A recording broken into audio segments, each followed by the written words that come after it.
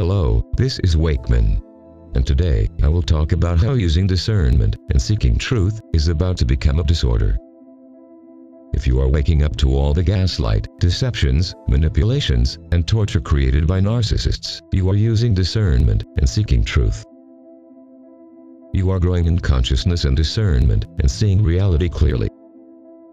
Take a look at part of this video by Max Egon. And I know this probably sounds a little difficult for people to deal with, a little difficult to take, and I'm not saying anything about people with normal disabilities. I mean, there's a lot of people out in the society who have disabilities, very genuine disabilities, who need looking after. What I'm saying, though, is that in this politically correct environment and in the type of world where any type of thinking outside the box is being classed as a disability. I mean, we've even heard anti-authoritarian syndrome. Someone who doesn't respect authority, doesn't want to do what they're told all the time. This has actually been seen as a disability. People who won't think inside the box, people who question their government. This is being classed as a mental problem, folks, a mental disorder. So it's very easy to categorize anybody who doesn't think the way you want them to think as being disabled, and that's what is happening. That's how they're getting around all of this. That's how they're getting around the legal system. It's how they're getting around people's need to stand up for themselves by simply categorizing them as being disabled or mentally unstable and putting them on medication. This, of course, has all been achieved by the gradual dumbing down of the human race as well. You know, the education system and, again, the things that we get on our mobile phones, all the little smart conveniences we get to help us out in our lives all the time, which prevent us from thinking for ourselves. What Max is saying there is extraordinarily important to people waking up to what narcissists are and to the consequences of what they do. If you question gaslight and deceptions, then you are likely to be labeled as a person with a disorder and need medication. If you don't display green happiness all the time, guess what? Yes, you have a disorder and need to be medicated. All the stress by waking up from narcissistic abuse, engaging on the healing process, and for not buying into the disinformation about narcissists will soon be considered a disorder. Validation from narcissistic abuse is essential when healing from the trauma. However, as a consequence from the dumbing down of society, people will label narcissistic abuse survivors as diseased and with a mental disorder. How will this be done?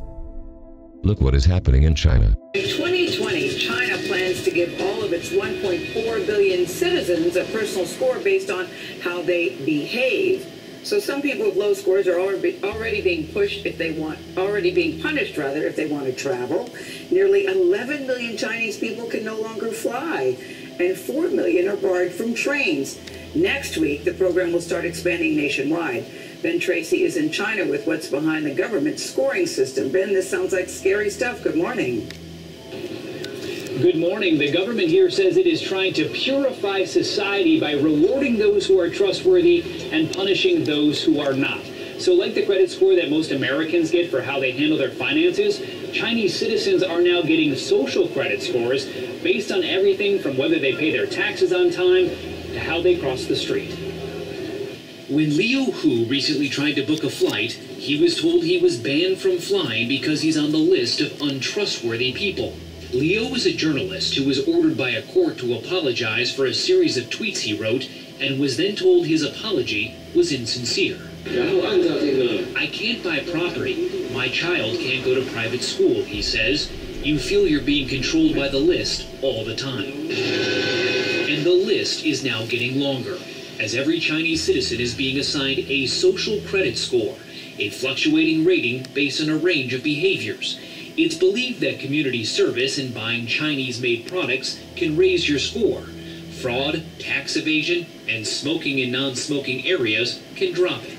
If a score gets too low, a person can be banned from buying plane and train tickets, real estate, cars, and even high-speed internet.